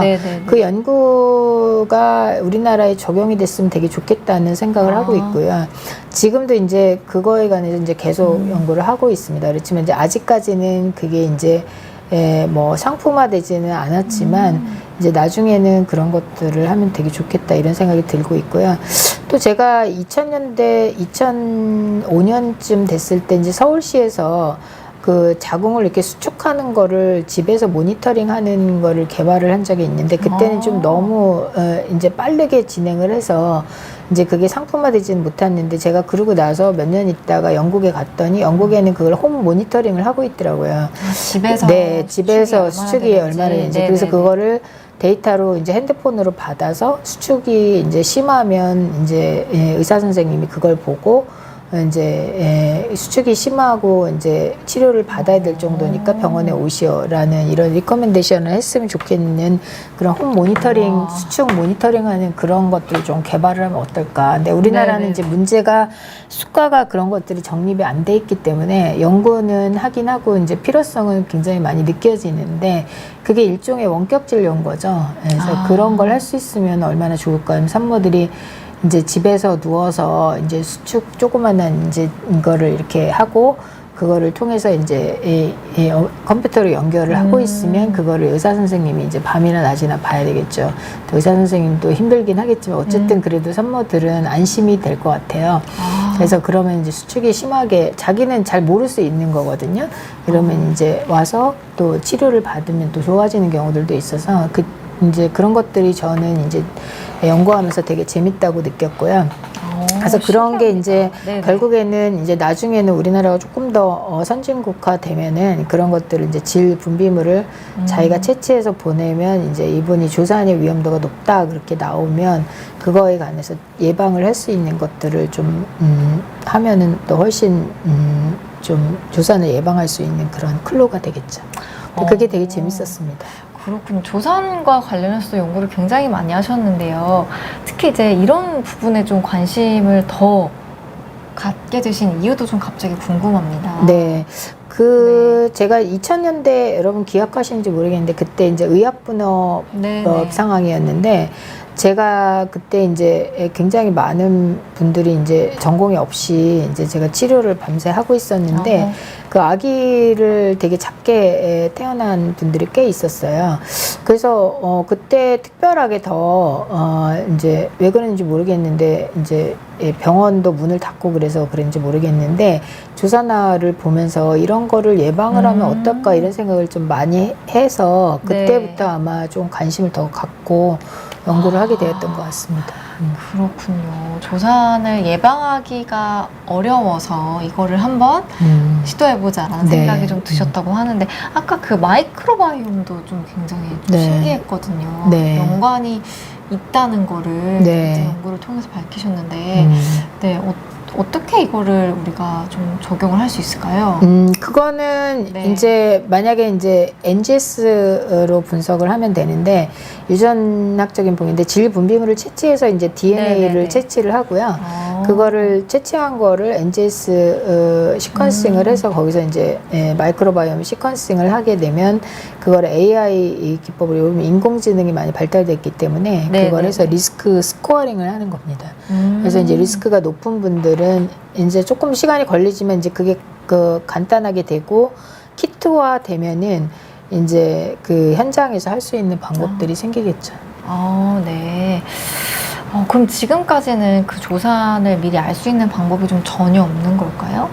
지금은 네네네. 이제 현재는 그냥 그 산모가 가진 이제 여러 가지 그 인구학적인 요인, 예를 들면 산모의 연령이 얼마 이상 높아졌다든지 BMI가 얼마 이상이라든지 아니면 흡연을 한다든지 이런 것들이 리스크 팩터가 위험 요인이 되고요. 그 다음에 이제 조산을 한번 아기를 낳은 적이 있다든지 아니면 자궁경부 길이가 짧다든지 뭐 없지만 뭐 그게 다 100%는 아니지만 그런 것들을 합쳐서 조산의 위험도가 높아지겠다. 자궁경부도 짧으니까 이렇게 할 수 있는 방법들이 있는데 그것들이 꼭 100%는 아니고 센시티비티는 뭐 한 반 정도, 50에서 60 정도밖에 되지가 않기 때문에 아주 정확도는 아주 높다고는 할 수는 없으나 의심을 가하는 요인들은 있습니다. 그렇군요. 사실 저는 그 자궁경부 길이가 굉장히 좀 밀접하게 연관이 있지 않을까라고 생각을 했는데 그것도 사실은 네, 모두 그렇게- 다는 아니라는 거죠. 네. 그렇군요. 네, 영숙님께서도 질문을 주셨는데 자궁경부 길이가 짧다거나 양수 상태가 안 좋다거나 하면 조산을 할 수도 있다고 들었는데 양수 상태로도 좀 연관이 있는지 궁금해요. 네. 아까 얘기한 대로 자궁경부가 짧은 거는 2.5cm를 보통 기준으로 하고요. 네네네. 양수 상태가 안 좋다는 거가 뭔지 잘 모르겠는데 양수는 이제 아기를 보호하는 역할도 하고 양수가 너무 많아도 문제고 양수가 너무 작아도 문제가 됩니다. 그래서 양수가 작으면 이제 요즘은 이제 물을 많이 먹는다든지 해보고 이거는 아기 상태가 좋지 않다는 걸 수 있고 네네. 그 다음에 아기의 소변이거든요, 양수가. 소변의 양이 준다는 얘기이기 때문에 아기가 좀 힘들어한다고 볼 수 있습니다. 그럴 때는 이제 아기를 분만을 해야 되기 때문에 아기를 일찍 낳는 조산의 상태가 될 수 있거든요. 그래서 산모가 미리 알 수 있는 건 없고요. 예, 의사 선생님이 초음파로 발견을 해주셔야 되는 겁니다. 그렇군요. 양수 상태를 좀 알기는 어렵다라고 말씀을 주셨는데, 그러면 어쨌든 조산을 예방하려면 우리가 좀 어떻게 해야 되는지 이거를 좀 알면 좋을 것 같은데 방법이 좀 있을까요? 네, 그 조산을 이제 완전하게 예방하는 방법은 없는데요. 그렇다고 뭐 아무것도 안 하고 있을 수는 없지 않습니까? 조산을 미리 예방하려면 조산의 위험 요인을 제거하는 게 중요하다고 생각합니다. 이제 아까 얘기한 대로 우리가 그래도 한 50에서 60% 정도는 산모의 연령이 너무 높은 사람, 그 다음에 뚱뚱한 BMI가 30 이상인 사람, 높은 사람, 그 다음에 이런 것들이 조산의 위험도가, 또 첫애를 조산을 낳은 적이 있는 경우, 그 다음에 저희가 보통 20주 정도 되면 자궁경부기를 측정하거든요. 자궁경부기가 짧은 사람은 조산의 위험도가 있다고 생각을 하시고 조심해야 되고요. 요즘은 완벽하진 않은데 프로바이오틱스 유산균이 조금 조산을 예방하는 데 도움이 될 수 있다는 보고들이 나오고 있어서 질 유산균인데 임산부한테 안전한 거를 먹는 것도 어느 정도는 필요하다고 생각합니다. 아, 균이랑도 연관이 있을 수 네, 있나요? 균이랑도 연관이 될 수 있고요. 한 40에서 50% 정도가 조산의 그 원인 중에서 감염과 관련되어 있는 경우도 있기 때문에 균 중에서 조산을 일으키는 균주 등이 있습니다. 그래서 그런 것들을 치료하는 것들도 필요하다고 생각합니다. 그렇군요. 그러면 왜 조산의 위험이 있으면 누워만 있어야 된다, 병원에 입원을 해야 된다, 뭐 이런 말들을 좀 들어본 것 같은데, 어떻게 좀 산모는 관리를 해야 되는지 이런 것도 좀 궁금해요. 네, 그 조산의 위험도가 이제 있는데 그게 어떠한 원인에 의해서 오는 거에 따라서 이제 좀 어떻게 산모들이 해야 되는지가 중요할 것 같은데요. 이제 조산은 보통 이제 조기 진통이라고 진통이 오면서 자궁경부가 이제 이렇게 열리는 경우를 이제 조산의 징후가 있다 이렇게 볼 수 있거든요. 그래서 조산이 이제 규칙적으로 진통이 느껴지는 경우에는 일단 보통은 이제 수액을 맞고 조산을 예방할 수 있는 수축제를 쓰게 됩니다. 그럴 때는 조금 약간 안정을 하는 게 필요한데, 조산기가 있다고 해서 너무 또 누워만 있는 것이 좋다고 할 수는 없습니다. 그래서 예, 문제가 안 되고 질출혈이나 이런 게 없다면 좀 30분 정도 뭐 조심스럽게 걷는 거는 나쁘지 않다고 생각하고요. 하지만 진통이 있는데 걸으시면은 조금 그거는 좀 위험성이 있고요.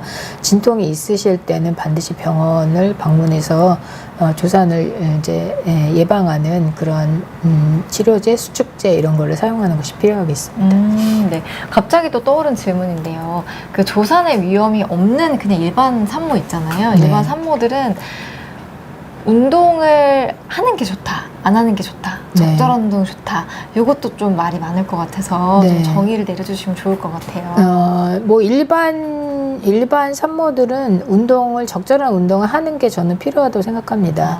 그 적절한 운동이 너무 극심한 운동을 하면 또 통증도 올 수 있고 문제가 될 수 있지만 적절한 운동을 하지 않으면 일단 산모가 비만에 빠질 수 있고, 그러다 보면 조산의 위험도가 또 생길 수도 있는 거기 때문에 네, 적절한 운동은 필요하다고 생각합니다. 네, 한 어느 정도로 운동하라고 좀 말씀 주세요. 네, 저는 보통 그래도 한 임신 4개월에서 5개월 정도 되면 1시간 정도 걷는 정도는 하라고 합니다. 아, 매일매일 1시간 정도? 네, 예. 아, 그렇군요. 그리고 왜 그 임신했을 때 그 더 분만을 잘하기 위해서 이제 뭐 운동하는 것들도 유튜브에 보니까 좀 많이 나오더라고요. 그런 것도 좀 하라고 말씀 주시나요? 네, 요가나 라마즈 호흡법 같은 것들, 이런 것도 되게 필요합니다. 그래서 아무래도 스트레스가 많은 임산부들은 그런 걸 통해서 이완이 될 수 있고요. 그리고 또 그렇게 하면은 더 이게 자연분만을 하는 데 도움이 되고, 혹시 제왕절개를 하더라도 여러 가지 몸 상태에 도움이 될 수 있기 때문에 그런 호흡법이나 요가 같은 것도 하는 것도 저는 도움이 된다고 생각합니다. 아, 그렇군요. 미리 좀 안정기를 지나고 네. 운동을 하는 거를 추천을 주신다라는 말씀을 주셨습니다. 네, 오늘 조산에 대한 이야기까지 좀 나누어 봤는데요. 태아 프로그래밍에 대한 것도 배워봤고 조산에 대한 내용도 좀 자세히 이야기 나누어 봤습니다. 혹시 조금 못다한 말씀 있으시거나 우리 시청자분들께 꼭 알려주셨으면 하는 내용들이 조금 더 있으실지 여쭙겠습니다. 여기에 들어오신 분들은 이제 임신을 자기가 하려고 하는 분들도 있고 아기를 낳으신 분도 있다고 저는 생각하는데요. 여러분들이 느끼시는 것처럼 우리나라가 출산율이 너무 떨어져서 매우 심각합니다.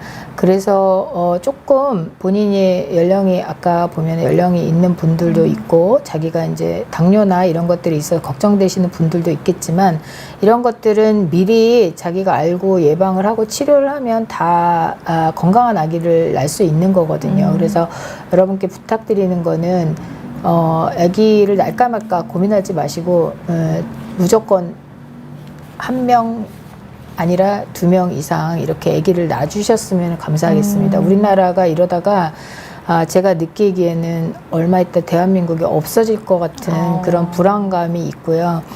산모분들은 못 느끼겠지만 저는 현장에 있었기 때문에 너무나 심각하게 그게 느껴지고 저희 이대목동병원에서도 이제 과거에 조금 어려운 일이 있어서 아기가 없었을 때 저는 되게 어려운 그런 시간들을 보냈거든요. 근데 요즘은 이제 새쌍둥이를 많이 보시는 그런 선생님이 오시고 저희도 환자가 많이 늘어나서 신생아실에 아기의 울음소리가 들리니까 제가 너무 행복한 거예요. 그래서 선생님들이 아기를 키우는 게 힘들다고만 이제 환자분들이 생각하지 마시고 임산부들이 아기를 키움으로써 자기 뿐만이 아니라 자기가 속한 이 지역사회 그리고 우리나라의 국가에 여러분들이 이바지할 수 있는 아주 중요한 그런 거를 갖고 계시는 분들이니까 아기를 꼭 2명 이상 낳아주시기 부탁드립니다. 네, 정말 그 현장에 계신 가장 일선에 계신 교수님께서 이런 좀 부탁의 말씀을 좀 주셨는데 아까도 처음에 좀 이야기해 주시긴 했지만 정말 그 하루에 분만을 많을 때는 뭐 15명? 이렇게 또 사실 그때 몸은 굉장히 힘드셨겠지만 또 행복하셨을 것 같다는 생각도 들어요. 워낙에 매우 또 아이를 행복했습니다. 좋아하시니까. 근데 요즘에는 정말 하루에 뭐 1명, 2명 뭐 이런 식으로 2명 이렇게 낳는다고 말씀 주시니까 와 진짜 그 변화가 좀 너무 극단적이 돼버리지 않았나 좀 이런 생각이 들어서요. 네, 정말 임신에 대해서 긍정적인 생각을 갖고 있는 분들이라면 조금 더 어릴 때, 젊을 때 더 관리 잘 해서 빨리 또 출산하시는 것도 좋겠다 이런 생각이 듭니다. 네, 오늘 이렇게 해서요. 그 태아 프로그래밍에 대해서도 배워봤고요. 또 저체중이나 조산 이런 부분에 대해서도 배워봤습니다. 건강한 엄마의 자궁의 환경이 아이의 정말 평생의 건강을 결정할 수 있다는 내용에 대해서 잘 배워봤는데요. 요즘 특히나 더 관심 있는 연구 있으실까요? 아까 말씀드린 조산에 대해서 연구하고 태아 프로그래밍의 원인이 뭘까 이런 것들을 많이 연구하고 있습니다. 네, 그렇군요. 앞으로도 진짜 많은 연구를 통해서 좀 더 건강한 아이 그리고 건강한 또 산모에 대해서 더 연구해 주시기를 부탁드리면서 오늘 이렇게 인터뷰쇼 마무리해 보도록 하겠습니다. 오늘도 시청해 주신 많은 여러분들께 감사의 말씀 드리면서 인터뷰쇼 마무리해 보겠습니다. 여러분 시청해 주셔서 감사합니다. 감사합니다.